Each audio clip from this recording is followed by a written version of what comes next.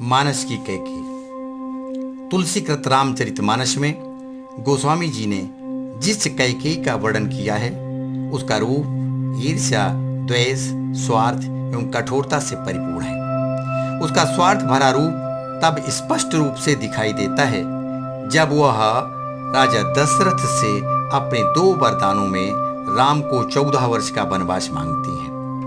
राजा दशरथ विभिन्न नीतियों के माध्यम से समझाने का प्रयास करते हैं किंतु वह नहीं मानती। यहाँ तक कि दशरथ जी ने अपनी अंतिम विचित्र वाग्बाण को मारा, जिसे सुनकर सहसा बड़ी कठोर स्त्री भी विचलित होकर अपना नियम अथवा निश्चय बदल देती है, किंतु कैकेयी ऐसा नहीं कर सकी।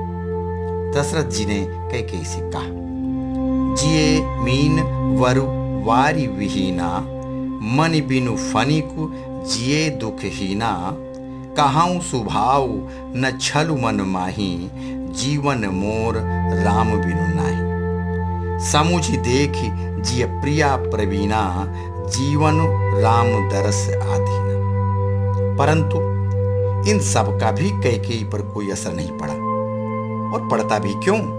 क्योंकि वह सब राम की ही प्रेरणा थी। तभी तो देवतुल्य अपने पति दशरथ जी की मृत्यु तक की बात को सुनकर वह विचलित नहीं हुई। कैकेयी जो भी कर रही थी उसमें राम और सरस्वती की प्रेरणा थी। महाराज दशरथ किसी भी कीमत पर राम को वन जाने से बचाना चाहते थे।